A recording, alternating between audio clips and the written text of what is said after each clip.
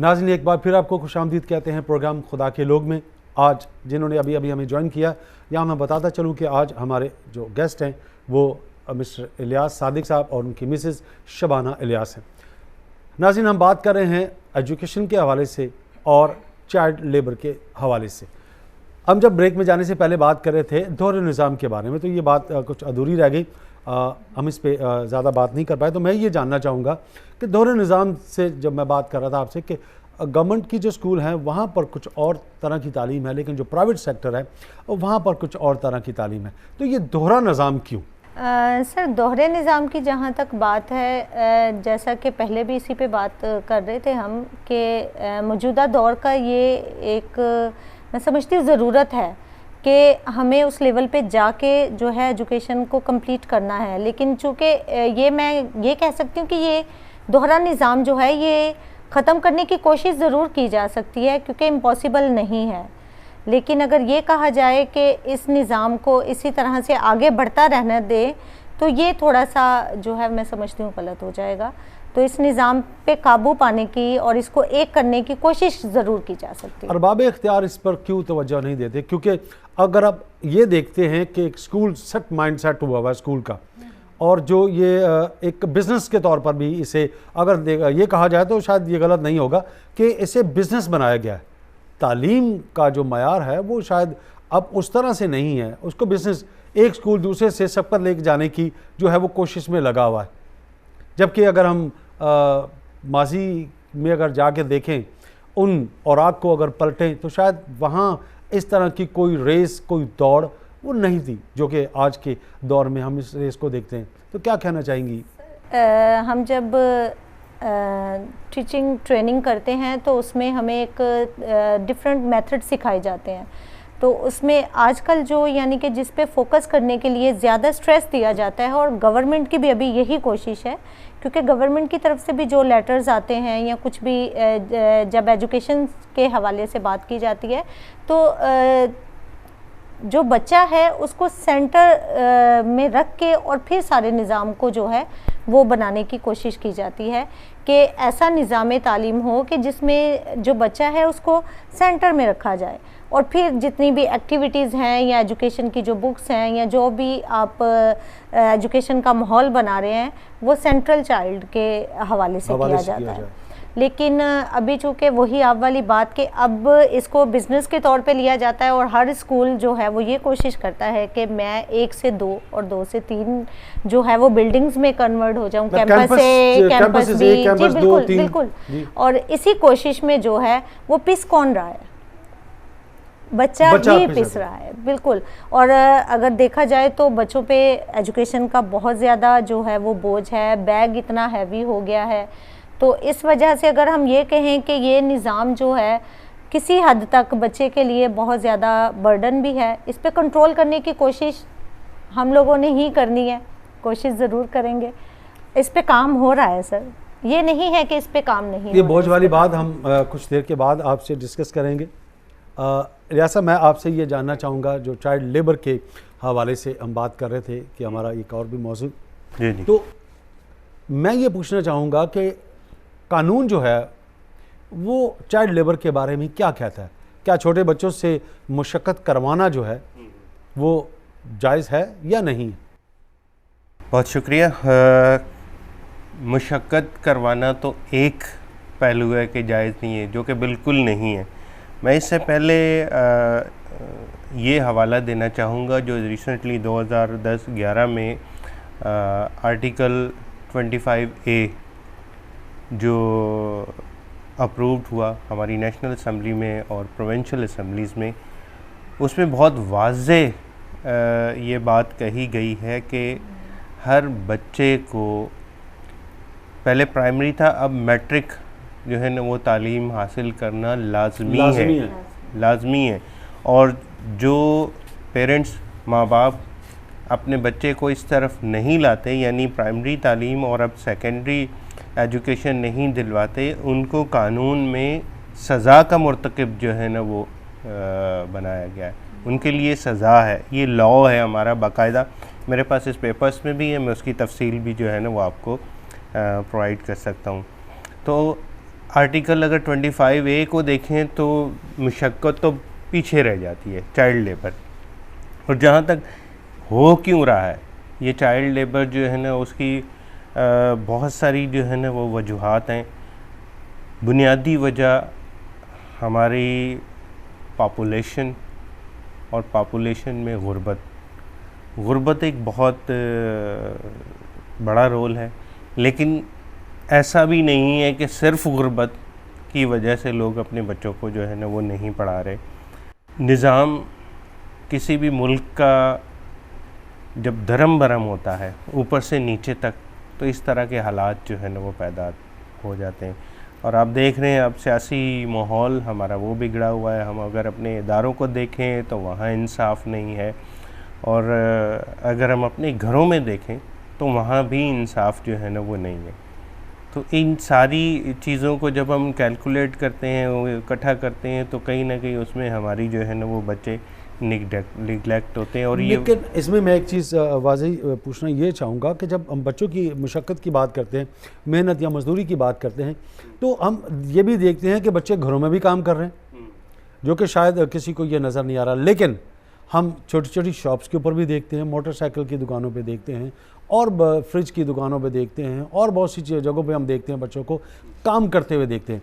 तो क्या वहाँ पर कानून जो है वो उसकी नज़रें जो हैं उन बच्चों पर नहीं जा रही? कानून डेफिनेटली नेग्लिजेंस बहुत ज़्यादा है, लेकिन वो सिर्फ इस शोबे पे नहीं, और बहुत सारी शोबे पे वो मौजूद है। ये भी एक उन शोबों का हिस्सा बन चुका है। लेकिन चूंकि एक और पहलू है इसका बहुत अहम है, जिसकी तरफ मैं तवज्जो आपके करवाना चाहूँगा कि हमारे यहाँ रिस्पेक्ट भी नहीं है तालीम की, जो रिस्पेक्ट एजुकेशन को मिलनी चाहिए। मिसाल के तौर पे बहुत कम लोग हैं जो ये सोचते होंगे कि मैंने अपने बच्चे को टीचर बनाना है, पढ़ा लिखा। ये एजुकेशन का मेयार जो है ना वो ये हो गया। और अगर कोई सोचता है तो डॉक्टर, इंजीनियर्स या बहुत सारे, और आम लोगों का ख्याल ये कि पढ़ लिख के क्या करना है पाकिस्तान में, क्योंकि जहाँ बहुत सारे अनपढ़ों को अपॉर्चुनिटी मिल के और वो कमाई करके मुख्तलिफ ज़रिए से वो आगे बढ़ जाते हैं। पढ़े लिखे के लिए हमारे पास जो है ना स्कोप ही नहीं है, स्पेस नहीं है, जिसकी वजह से हमारी एक बड़ी पॉपुलेशन उनको इसकी इम्पोर्टेंस की जो है ना वो जो है ना उनके नज़र में नहीं है। वो ये सोचते हैं कि आज बच्चा, अगर 10 साल का बच्चा अगर वर्कशॉप में भेजेंगे या किसी दुकान पे बिठाएंगे, तो जब 20 साल का होगा तो कम से कम चलो कुछ काम सीख जाएगा, कारीगर बन जाएगा। कारीगर नहीं बनेगा तो चलो अपनी दुकान खोल लेगा, कुछ कमा के लाएगा। क्योंकि लोग अपनी ज़रूरत को देखते हैं, तालीम की अहमियत को जो है ना वो कम देखा जाता है। और उसकी बुनियादी वजह ये कि तालीम की कदर नहीं है, वैल्यू नहीं है हमारे यहाँ। हमने तालीम याफ्ता लोगों को जो है ना वो अहमियत नहीं दी। बहुत सारे शोबों में आप देख लें, अगर हम आप पार्लियामेंट से ले लें और मुख्तलिफ़ इदारों में देख लें, तो आपको बहुत कॉमन ये बात मिलेगी कि वहाँ एजुकेटेड लोग नहीं हैं। अगर एजुकेटेड भी होंगे तो उस मेयार के नहीं होंगे जो रिक्वायर्ड होगी, जो रिक्वायर्ड होगी। तो यही वजह है कि तालीम जो है ना वो इन सारे सर्कल में हमारे जो है ना वो पिस रही है। मैं एक आप अभी बात कर रहे थे तालीम पे भी, जब शुरू में आपने इंट्रोडक्शन करवाया, तो एक फ़िलासफ़र हैं, उन्होंने कहा था कि हमारे पास अगर एटम बम बनाने का फार्मूला ना हो तो हम तरक्की कर सकते हैं, लेकिन अगर हमारे पास एजुकेशन नहीं हो तो कोई कौम, कोई मुल्क जो है ना वो तरक्की नहीं कर सकता। और हमारा यही हाल है कि हम as a country atomic energy बना के हम समझ रहे हैं कि हमने बहुत ज़्यादा तरक्की कर ली है। और अगर दूसरी तरफ देखें तो आज भी 2.5 करोड़ बच्चे, जो फिगर्स अमूमन कोड किया जाता है, 2.5 करोड़ बच्चे हमारे स्कूलों से बाहर हैं। 2.5 करोड़ बहुत सारे मुल्कों की जो है ना वो पॉपुलेशन नहीं होती, पॉपुलेशन नहीं है, ठीक है। मोर देन 200 कंट्रीज़ हैं जिनकी 2.5 करोड़ जो है ना वो पॉपुलेशन नहीं है, और इतने ही बच्चे हमारे स्कूलों से बाहर हैं। और जो मेहनत और मुशक्क़त, तो जो मेहनत और मुशक्क़त और उसकी बेसिक, ये दोनों चीज़ें बहुत आपस में कनेक्टेड हैं। क्योंकि हम जब तक वैल्यू नहीं करेंगे किसी चीज़ को अपने लिए, हमारे घरों में इस बात की अहमियत नहीं है। पेरेंट्स हैं तो अपने बच्चे को अगर वो स्कूल भेज रहे हैं तो उनको इस बात से कोई गर्ज नहीं है कि ये स्कूल जो है ना वो जाके क्या करेगा। वो स्कूल बस भेज रहे हैं, शायद अपने पड़ोसी को देख के या दूसरे फ़र्ज को देख के भेज रहे हैं कि यार मुझे कोई क्या कहेगा कि मैं बच्चे को स्कूल क्यों नहीं भेज रहा। उसके पीछे जो सोच है, जो एटीट्यूड है, उसको डेवलप करने की ज़रूरत है कि मैं अगर अपने बच्चे को स्कूल भेज रहा हूँ तो मुझे इसमें क्या तब्दीली देखनी है, उस पर फोकस करने की ज़रूरत है। जब वो नहीं होता, बच्चा कमज़ोर हो जाता है, बच्चे की अहमियत जो है ना वो तालीम में नहीं रहती, माँ बाप की नहीं रहती, लिहाजा वो सोचता है कि यार इसने कुछ नहीं करना है, इसको काम पे लगा दो 2-4 साल बाद कम से कम जो है वो 200 रुपये 300 रुपये दिहाड़ी लाएगा, हमारा भी घर चलेगा और ये जो है ना वो सिलसिला आगे चलता रहेगा। तो ये मिला जुला रुझान है, मुख्तलिफ इदारे हैं जी जो कि बच्चों के हकूक़ के लिए जो हैं वो काम कर रहे हैं जी। मैं ये पूछना चाहूँगा कि आखिर ये इदारे जो हैं मुतहरक हैं, काम भी कर रहे हैं, सब कुछ कर रहे हैं, लेकिन इसके बावजूद भी उस तरह से इम्प्लीमेंटेशन नहीं हो पा रहा जिस तरह के होना चाहिए, तो क्या कहना चाहिए? यूनिसेफ इसके बारे में क्या कहता है? यूनिसेफ ने देखें, बच्चे की जो हमारे यहाँ तारीफ़ है वो भी एक मिक्सचर सी जो है ना वो थिंकिंग है। यूनिसेफ जो बच्चे की तारीफ़ करता है, जो डेफिनेशन बताता है, वो अंडर 18 है, 18 साल से कम उम्र। और कानूनी तौर पे अगर हम जो शनाख्ती कार्ड जब हमारा बनता है तो हम भी बालिग उसी वक्त 18 साल की उम्र में होते हैं। लेकिन पाकिस्तानी माशरे में इस पे कन्फ्यूजन है, कुछ लोग 14 की बात करते हैं, कुछ लोग 16 की बात करते हैं। तो हमें देखना है कि आया बच्चा पर्टिकुलरली किस उम्र तक जो है ना वो बच्चा है और किस उम्र तक माँ बाप की सरपरस्ती में जो है ना वो रहेगा। तो जब तक हम इन चीज़ों को अंडरस्टैंड नहीं करते तो हम बेहतर नहीं हो सकते। जहाँ तक इदारे की बात है, इदारा देखें आपकी रहनुमाई करता है, कोई भी इदारा वो आपकी रहनुमाई करता है, वो आपको आपके हकूक़ बताता है। मसलन इदारा आपको कहता है कि जैसे आपका बच्चा पैदा हो आपने उसकी बर्थ रजिस्ट्रेशन करवानी है।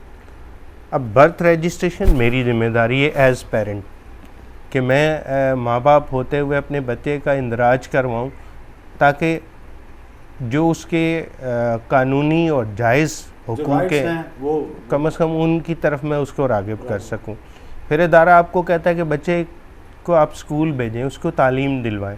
अब ये फ़ैसला तो मैंने करना है कि मैं बच्चे को स्कूल भेजता हूं या नहीं भेजता हूं। तो जहाँ तक इदारों की बात है, उनका काम एडवोकेसी है और अवेयरनेस है। इदारा आपको अवेयर करेगा, इदारा आपको आगाह करेगा। जिस तरह के कलाम हमें बताता है कि भाई आपने सच बोलना है, वो आपसे सच बुलवा नहीं सकता। सच तो मैं नहीं बोलना है, उसकी तालीम आपको दे रहा है। वो तो तालीम देगा आपको कि भाई आपने सच्ची बात करनी है, आपने झूठ नहीं बोलना, आपने सच बोलना है। तो ये अब मेरी ज़िंदगी मेरे ऊपर है कि मैं आया सच बोलता हूँ या झूठ बोलता हूँ।